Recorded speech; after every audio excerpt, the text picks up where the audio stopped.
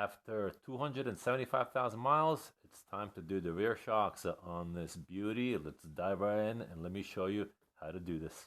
Let's talk prices and part numbers. The rear shocks, Bilstein B4 dampening grade rather than B6 is same thing as the front ones. I got them as an assembly spring and shock because I didn't want to have to disassemble and reassemble the rear shocks with the old spring. Part number is 411-73435, or better yet, as it goes on the box right here. 41-173435 is the part number for a Bilstein shock and spring assembly. Brand new that looks like this. And by the way, unlike the front shock, this does not come with hardware such as nuts and bolts. You will have to reuse the old hardware.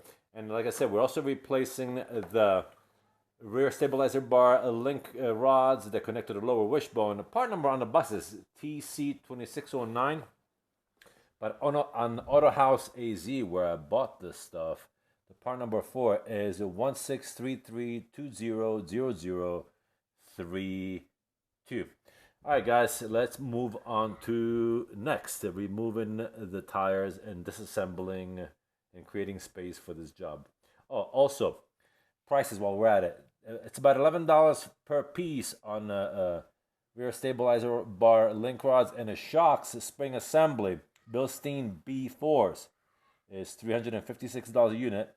Mind you, these prices are before sales tax and shipping charges and any additional charges that Auto House or anybody may charge you. All right, guys, let's jump in on removing the tires and whatnot.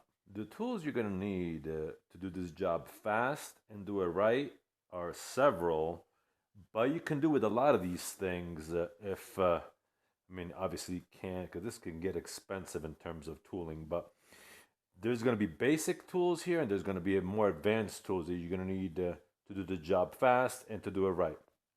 So obviously, I'll show you what we have here that you're going to need for the job. You will need a jack, and you will need jack stands because you're going to need to prop up the rear suspension, and you're going to need the jack to lift up the suspension. And in a video, I'll explain all of that. If you get your hands on a 1/2-inch drive impact to do it, it makes life a lot easier and faster. You're going to need a rubber mallet if you're going to be smacking some wishbones. 13 millimeter long, 21 millimeter long. This is a 13 millimeter stub ratchet swivel. Makes things go faster and easier. 1/2-inch drive torque wrench, 3/8 drive torque wrench, and for the upper nuts of the struts, I have a Williams 1/4-inch drive from I think 10 to 200 and yes 240 inch-pounds, 250 inch-pounds with a swivel head 1/4-inch drive. This is what we're going to need to torque the upper nuts, and I'll show you in a video how to access those nuts, remove and install, and properly torque them. 18, 21, 17, and 13 millimeter. These are 1/2-inch drive. This is a 3/8 drive. This right here is a screwdriver with a 10 millimeter for the removal of the inner fender liner. 3/8 drive breaker bar. This is a torque adapter you're going to need for when we reinstall the hardware for the 2-nut bolt assembly at the lower wishbone. We're going to get into that in the video, and I'll tell you all about it. And we'll talk about the part number and the company number in the video as well. Very, very useful tool. 3/8 drive crowfoot. You're going to need an adapter, 1/2-inch drive to 3/8 drive. Obviously, 3/8 drive ratchet and a 1/2-inch drive ratchet. And these two right here are key besides this one here, 13 millimeter crowfoot. These two are key for the reinstall and torquing of the upper 13 millimeter nuts. You'll see that the height is slightly different because you're dealing with this kind of height difference, especially when you're doing the left side where the fuel tank is and the hose, and you have some tight spaces, but it's not bad. I mean, the struts and shocks are not installed vertical, but they're slightly camber, so you can definitely do it from the inside of the spare tire well. I did it, I've done it, it's definitely possible, and you could definitely do it right. They're both 13 millimeter sockets, but one is a 1/4-inch drive with a short 1/4-inch extension. This is a 3/8 drive with a adapter that goes from 3/8 sorry, from 1/4 inch to 3/8 size. So this is the tools you're gonna need for the job, guys, to do it fast, to be efficient about it, and to do it right. And obviously, a jack and jacksons, please be safe about this, because the car is heavy. The car weighs 3,800 pounds. It's not light, and even a small movements, it will hurt. All right, guys, let's move on to the next item. First things first, though, before I jacked up the car, you'll notice that I marked the lower wishbone on the spine of the lower wishbone with a couple of marks where the lower wishbone connects to the frame. Sorry. And the reason for that, you will know it in due time what this is all about. And I did the same thing on the other side, simply because the bushings that are mounted inside of the lower wishbone do not swivel, but rather they're fixed. And when you torque this nut and bolt fastener, what you want is to make sure that the inner bushing of the inner part of this bushing of the lower wishbone is at a neutral position, such as relaxed in this fashion when the car is moving. But anyway, we'll cover all of that as we dive into this job. So like I said, first thing I did is do it doesn't have to be exact, but it gives you an idea how much you need to jack up the rear suspension during reassembly to line up more or less this line here before we tighten this fastener here. And we'll dive into all of that, torque specs and so on and so forth. Like I said, let's jack up this car and remove the rear wheels. All right, guys, as I said, we're going to jack up the car and remove the rear tires, which I did like so. They're 17mm lug nuts, so we'll talk about the torque for that at the rear assembly. I also removed the rear spare tire. It will give me sufficient access for the driver's side to remove the upper nuts. I've seen a couple of videos on YouTube, and I can see what you guys mean. It is a struggle, but we'll figure it out. We'll see what we can do in terms of finding a way to torque these upper nuts over here. Okay, it does look like, the issue is the gas tank will be in the way, but for the right side, it looks like we may be able to torque the upper nuts from the top, and I'll show you how. Okay, guys, let's do some disassembling here. Let's do it. Okay, however you want to start this, it doesn't really matter. Whichever you want to do first. As for me, I'm going to remove this rear wheel well plastic cover here, and it has these 10mm plastic fasteners. You see them? That's what they look like. There is a 1, 2, 3, 4, 5, 6, just like in the front. There we go, guys. All right, we got this out. Gives us a little bit more access for these upper nuts, and we do have a plastic cover, thankfully, to create as much protection for those nuts as possible. Okay, let's start disassembling the bottom part here. It does help if before we disassemble stuff, we put some lubricating oil to hopefully help with the disassembly part, because this thing has not been removed since its inception in the beginning, some 21, 22 years ago. Shocks have never been done, the link bar has never been done, so it will definitely help if we put some lubricating oil to facilitate things. Okay, the stabilizer bar. Link rod is a 13mm.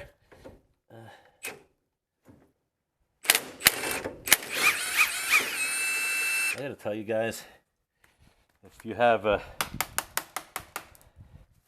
impact gun, it does help. I'll tell you, it does help a lot. Makes life a lot easier. This is the best present I bought for myself for Christmas.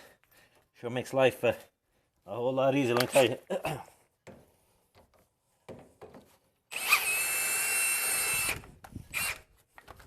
Next, we're going to disconnect the lower wishbone and the shock, and we're going to move it over, and we're going to do so.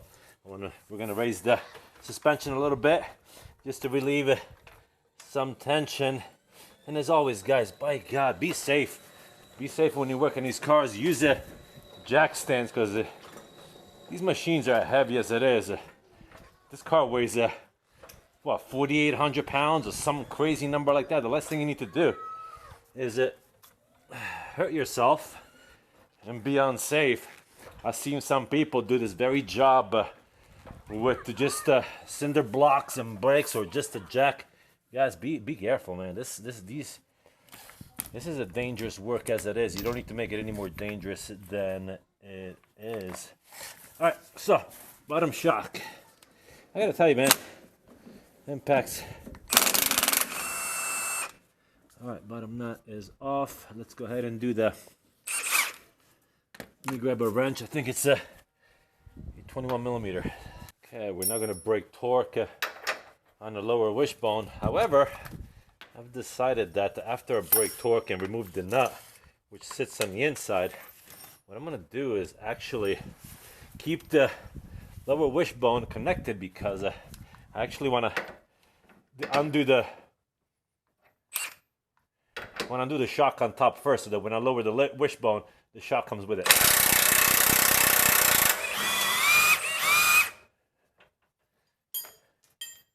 Okay, it looks like the forward one, I'll have to use a breaker bar and a wrench, because like I said, the impact won't fit.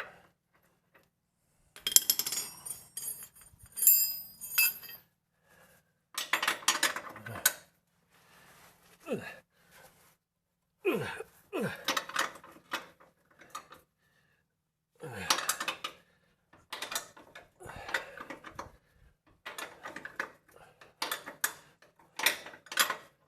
well. There it is, it's turning.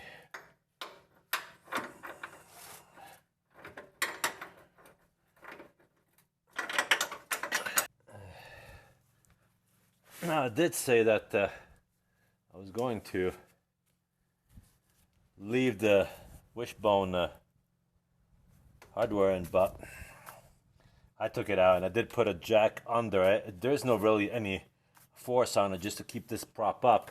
Well, we now move on to the challenging part of the left rear shock, is these 3 nuts on top. Let's see what we can do. Alright guys, this is where it gets interesting.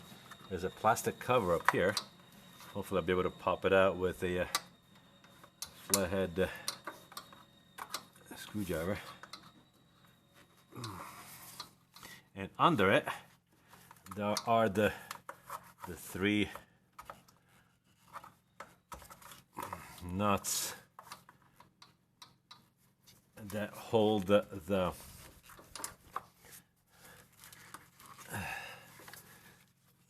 shock to the frame.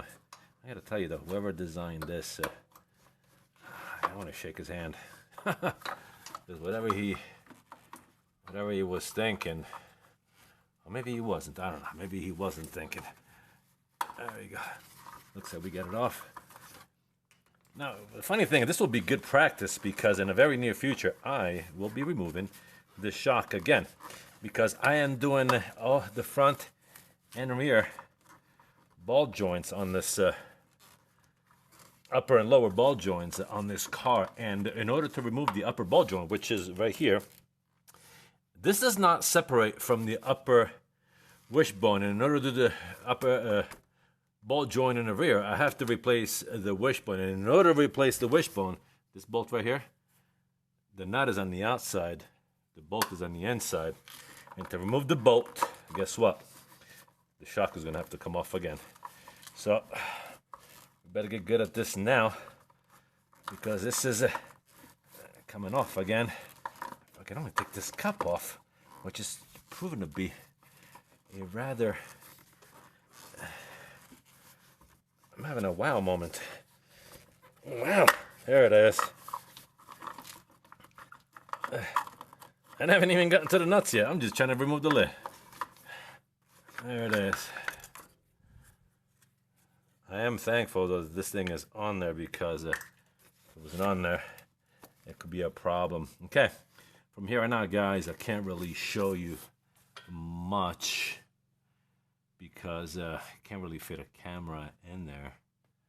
But hopefully, I'll let you know how long it takes to take these nuts off. And what I'm using, the World Wide Web internet, and the folks on YouTube had suggested to use a ratchet wrench swivel like this one here.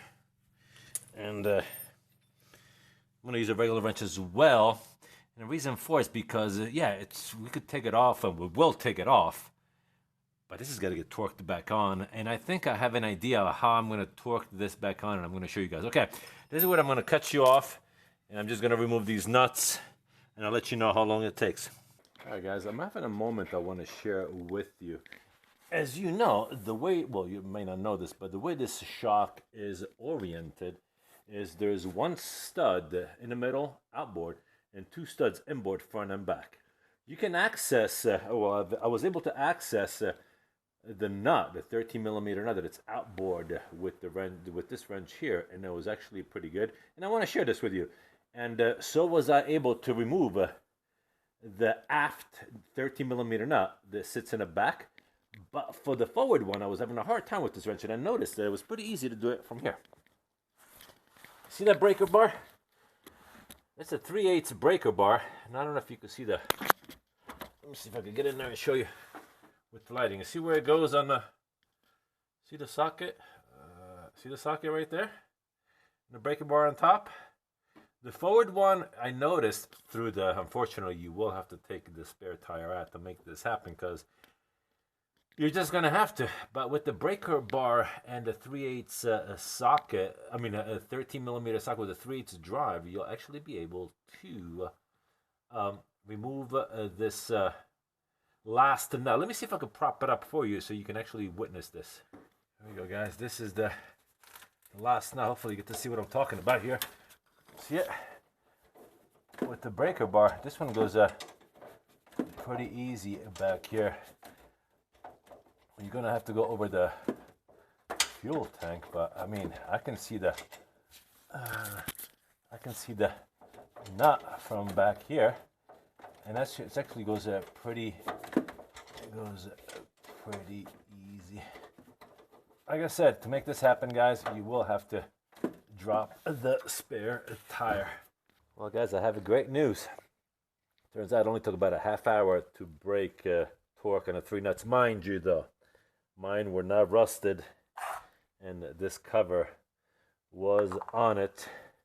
I didn't have enough clearance on the outboard nut to put a breaker bar on top of it, so I had to do it with this, nice and easy. But the 2 inboard nuts, 13 millimeter, I can actually access them easily with enough leverage with a 3/8 breaker bar that looks like this. They can flex on you a little bit.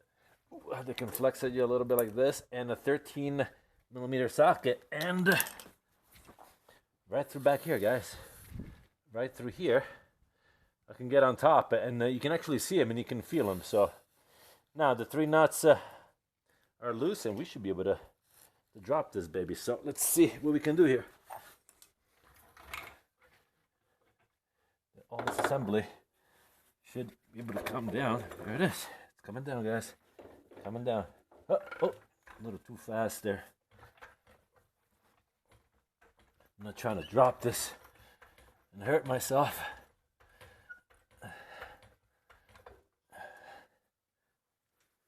Let me see.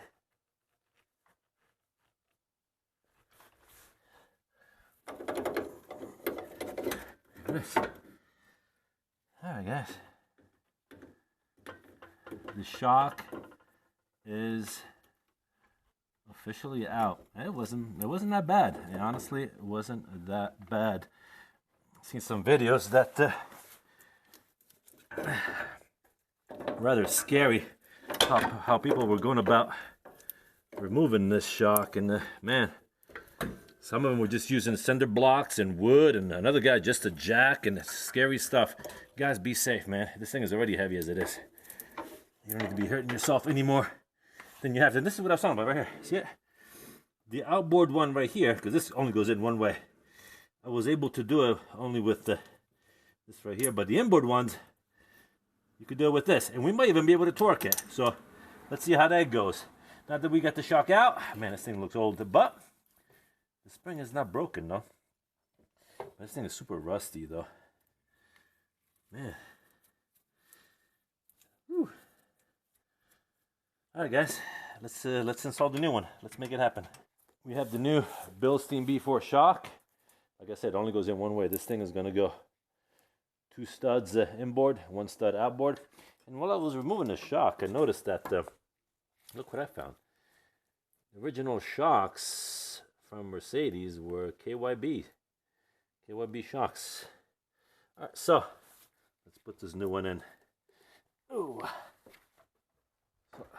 Just like it came out, we're gonna slide it in this way. Is it heavy? Not exactly light, but we got this. I'm gonna prop it up in the hole of the, like so. All right, it's in. We're gonna jack it up so we can introduce the new shock to the frame. Hello, hi. Wow, I can really be childish sometimes. All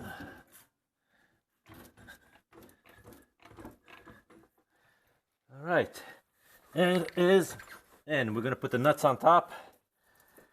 Yes, the nuts are, and then we'll tighten it down, and let's see if we can torque this baby up.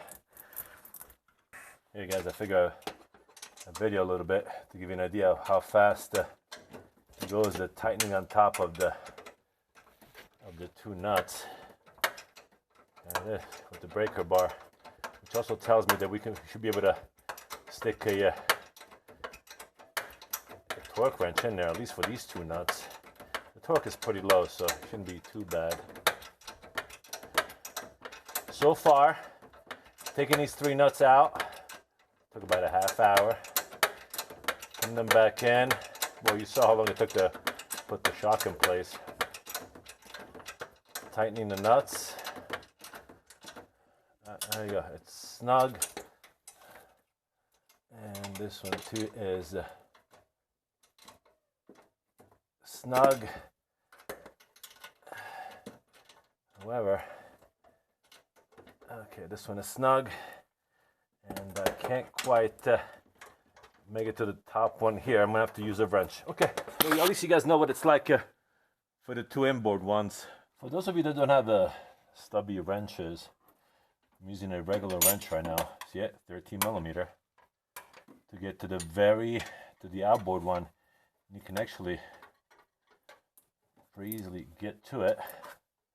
And you can tighten it down. Again, this is all done through the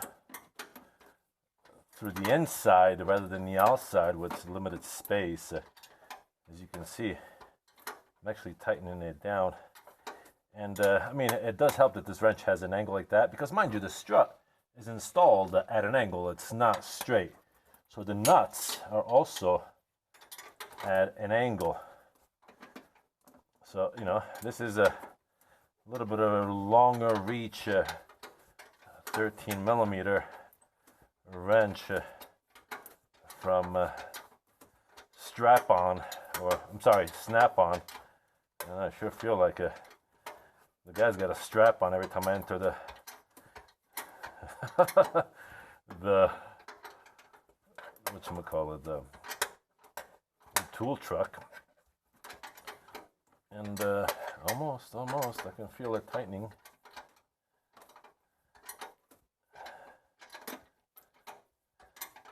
You know, guys, I'm pretty confident that at least 2 out of the 3 will be able to stick a torque wrench in here, and possibly even a third one with the 13 millimeter quill foot placed at 90 degrees. And if you go to the front shock video, you'll know what I'm talking about. Placing it a quill foot or a torque adapter at 90 degrees cancels the formula that you would be required to use to to calculate the new torque value based on the length of the arm. Oh, look at that. Almost done, guys. Almost done. I want to say tightening the 3 nuts on top. The 2 inboards, you won't be able to use the wrench. You'll have to use a breaker bar. But the outboard one, with a nice long reach 13mm wrench, it's going nice. Actually, I'm almost just about done tightening it, as you can tell. So this goes to show, guys, you don't have to necessarily buy the fancy ratchet wrench. And you know what's the nice thing about the one on the right side? It's even easier because the gas tank is not in the way, and you have all kinds of... Okay, this is snug, guys. This is snug. All right, now let's see if we can stick a torque wrench in here. All right, guys, let me see. Let's find out. The torque for the 3 nuts on top is 14.75 foot-pounds. I am using a Williams 1/4-inch drive torque wrench with a swivel head, 13mm 1/4-inch drive. So let's do it. We're going to change the unit of measurement. Okay, 14.75 foot-pounds. Let's do it.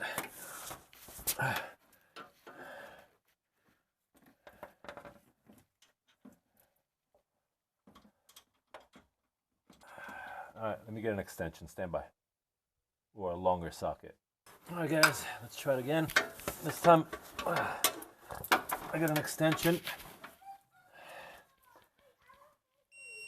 Again, torque is 14.75 foot-pounds. I am using my left hand to facilitate reach.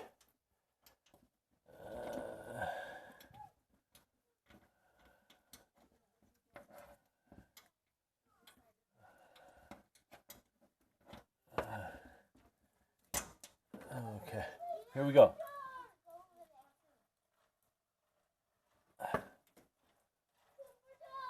Okay, one of them is done. Second one, forward.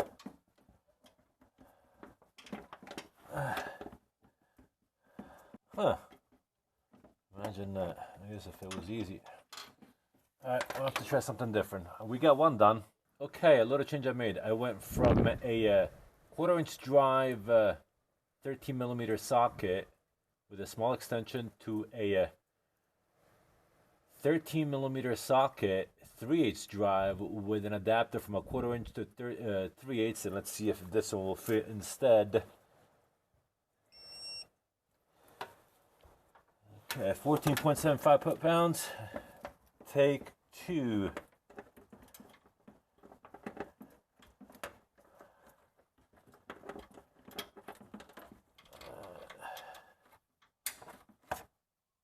Here we go, guys. And number 2 forward inboard is done. Let's see if we could do number 3. Okay, looks like we're gonna have to use a crowfoot for that one. All right, let me get a crowfoot. All right, guys, here's the last one. Again, 14.75 foot-pounds. I have a 1/4-inch to 3/8 adapter. Socket is at 90 degrees. I was able to fit it on there earlier. Let me see if I could do it a second time. Here it is. We have accomplished it, guys. And it's done. We can torque it. Okay, I actually ended up not going to 90 degrees. It was slightly more, so that nut is a little more torqued than that 14.75. But it's possible. If I took my time, I would probably get it. Let me see. I'm going to try one more time. See if I can put it on there.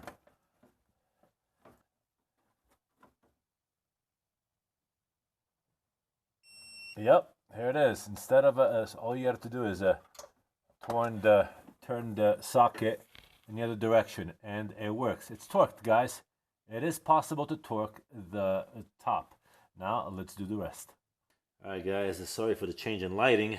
even though spring is here, it looks like winter is not ready to leave just yet. So I had to close the garage doors and give you guys some artificial lighting. So sorry about that. All right, so we're now gonna line up the lower wishbone, and we're gonna put these pins in. Let's see if we can do this.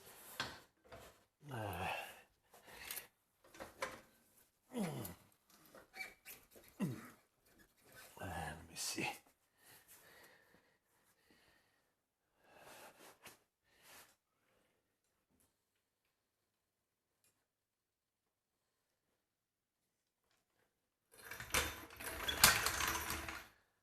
That's it.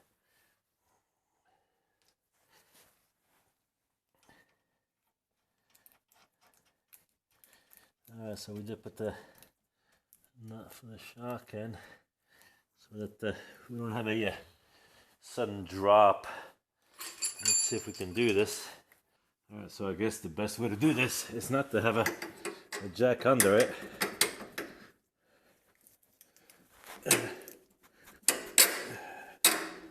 Okay, this one somewhat went in. Let's see if we can do the same thing here. Look at that, it's aligning. Alright, let's do it.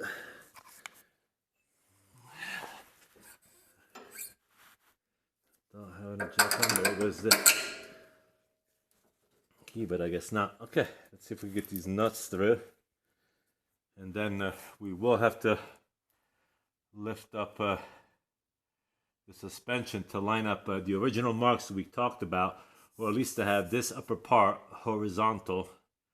You know, this bottom part will be slightly off. Okay, let's see, where's the...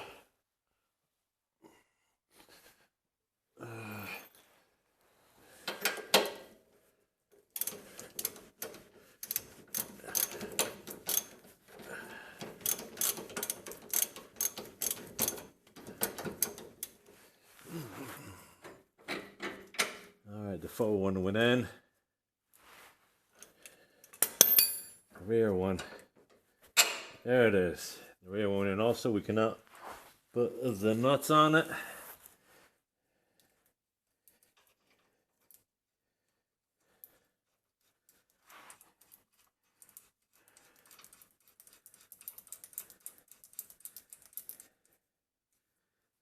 Okay, let's put the forward nut on it.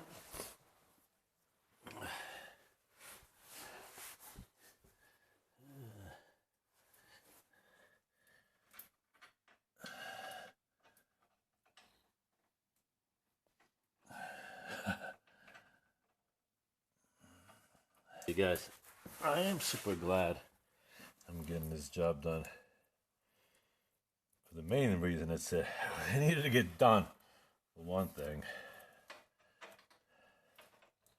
it needed to get done. You will need some finger dexterity.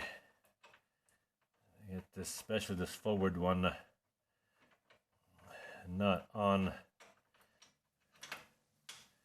the bolt, only because there isn't a whole lot of access, and that's unfortunate, but you know, it is what it is.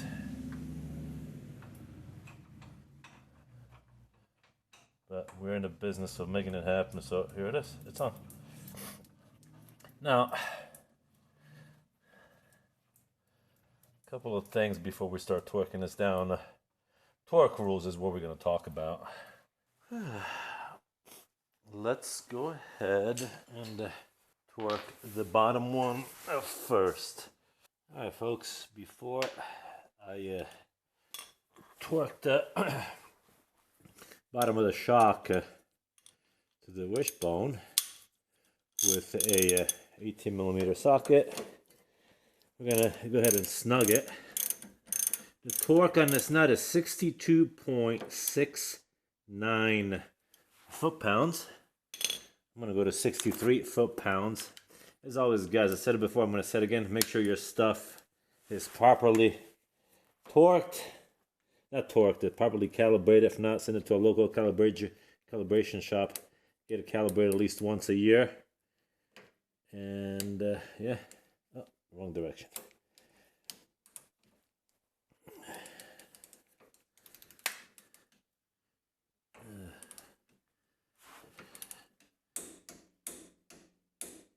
There we go, and the shock is done. Now let's go ahead and get the nut and bolt nice and snug. So all we have to do is torque them, and so let's go ahead and do that. So let's go ahead and lift up the suspension and put it level according to the marks, or this straight is what we're gonna do before we snug down and torque the lower wishbone to the frame. We don't want to stress the inner bushing. As I was mentioning at the beginning of this video, what happens is that right now the inner bushing and spins inside the frame freely because it's not tight yet. But what happens is that if I was to torque currently as it is with the no weight on the wheels and the suspension fully extended, if I was to torque this bushing will fix at this point, and when the car would be off the jacks, the arm would come up, but this bushing would have a stress torsional force on the bushing itself. So that's what we're trying to avoid. That's what we are going to do. This is why you lift up the suspension with a jack so that the bushing is aligned to what the neutral torsional force is when the car is weight on wheels. So let's go ahead and jack it up. Doesn't have to be exact, but I mean, you know, it's got to be.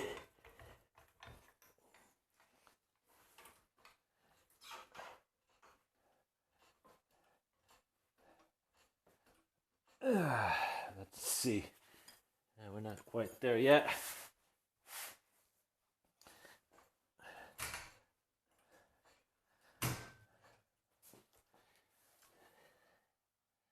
Car is off the jack stand, so be careful of that. Not exactly fond of that. Alright folks, so we got pretty much this aligned. Be careful because the jack is loose. The situation is a little sketchy. I'm not fond of that. So we'll move quickly. We'll tighten these down and then we'll torque them as well. And we'll talk about torque specifications and what's required and what not.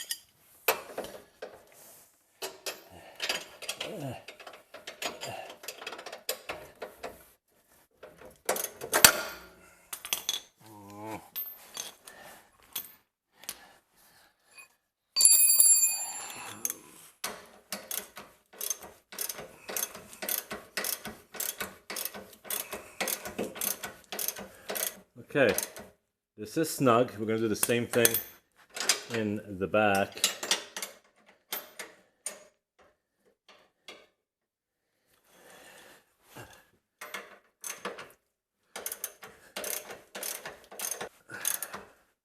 All right, we're at that point. It's time to torque. Okay, the torque on this 21 millimeter nut and bolt assembly to the subframe is 99.57 foot-pounds. I'm gonna go to 100 and 100 foot-pounds. Now, something to keep in mind here, guys. The rule of thumb by default when you are torquing in nut and bolt assembly, unless you're told about the procedures, to torque the bolt, you always torque the nut. That is where the torque is applied. And the reason for that is because the bolt itself has to go through a tube, a pipe, or something that creates a friction. And so the rule of thumb, if you're going to have to torque it from the bolt, is to add 10% to the torque. So if we were to torque it from here, we would have to go at about 108 or 109 foot-pounds. But because we can actually do it from the nut, we're just going to do it according to the specs. So again, put the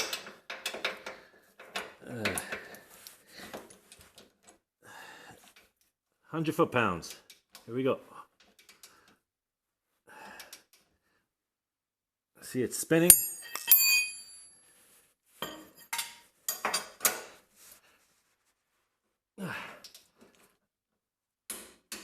There we go. The back one is done. Now, a little trick for the front one, because we cannot actually torque the nut because the fuel tank is in the way. And we couldn't put the bolt the other direction because the fuel tank is in the way. So I'm going to show you what we're going to do instead, a special tool to make this happen. And this, guys, is how we're going to torque the nut on the forward nut bolt fastener of this lower wishbone. Sorry. This is a Motion Pro torque adapter, as you can see right here. Part number is 08-0380, and what this will enable us is to put the wrench on the nut, while with the socket and the ratchet we hold the bolt on the outside, put the torque wrench at 90 degrees, because that's how you cancel any mathematical equations that you have to use to figure out what the new torque is. So we're going to put it at 90 degrees, and we're going to apply the torque that way. Let me show you. All right, guys, here we go. 99.57 or 100 foot-pounds. Ready?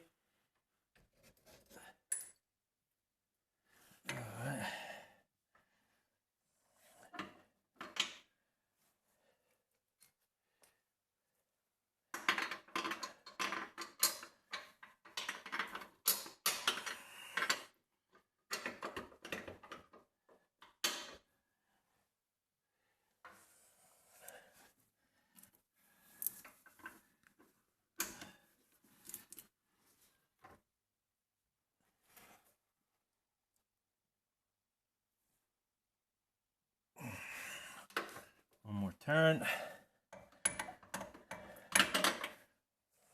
Almost, guys, almost. As always, probably said this before, I'm going to say it again. Do not drop your torque wrenches. It's a sensitive equipment. And if you drop it, I mean, it all depends on how much you care about your equipment and the quality of its calibration. Being that I'm in aviation, this stuff is highly calibrated, and it gets calibrated. Some of the equipment every 6 months, some of the equipment once a year, because of the nature of the work. But ready?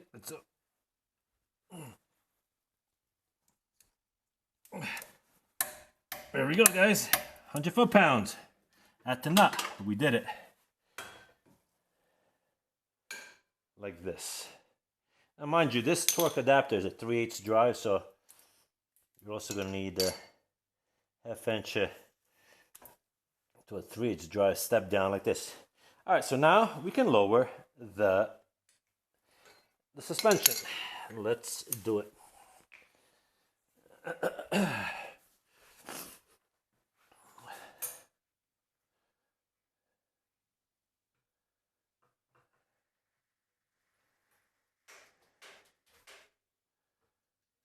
All right, guys. Lastly, we're gonna connect the torsion bar link rod, or connecting rod that connects the torsion bar to the lower wishbone. Now, I chose to replace it because it's a relatively cheap component, and I like to, whenever possible, replace pieces.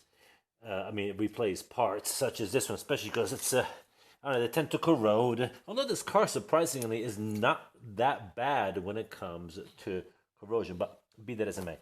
Now, I did go with Delphi Technologies, and I believe they're out of Turkey. And what I don't like about their setup versus the original is that it comes at the very top with a washer, like so, and a nut. It's a self-locking nut, 13 millimeter.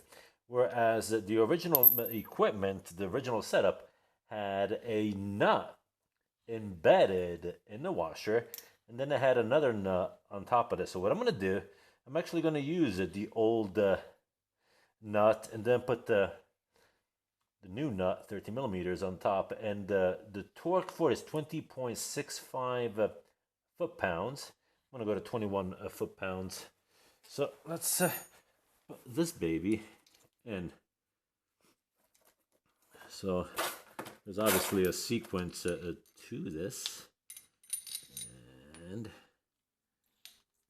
like so. Then we put the it's pushing in like so. Then we put this in like so. And we put sorry. No, like this goes here, like so. Just gotta, there it is. And then we put this one on top, like so. And the original Mercedes nut, we're gonna snug it down, and then we will torque it at 20.65 foot-pound as we discussed.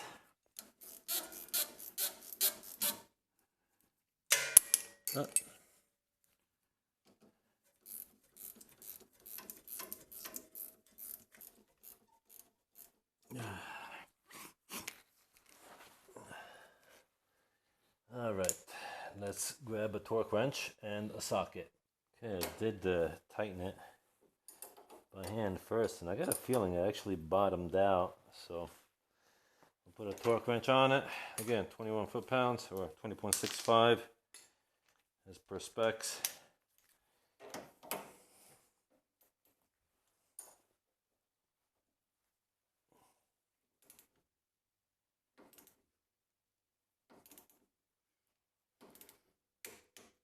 There we go. We are there. We'll now put the new nut on it.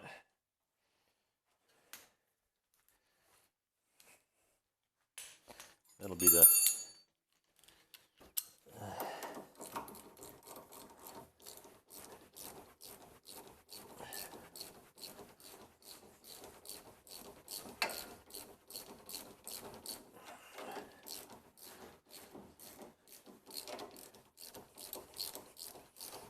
kind of like double nut. It's a safety feature, I suppose.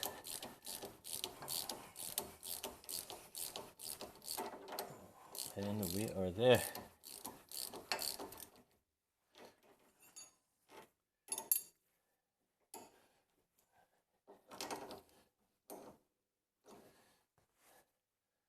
Not too crazy.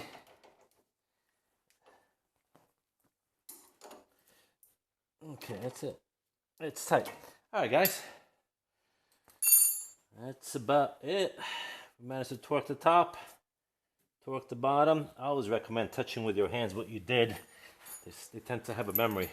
We torqued this. We torqued this one back here. We got a new unit right here. Torque this top ones here. We also put the cap back on.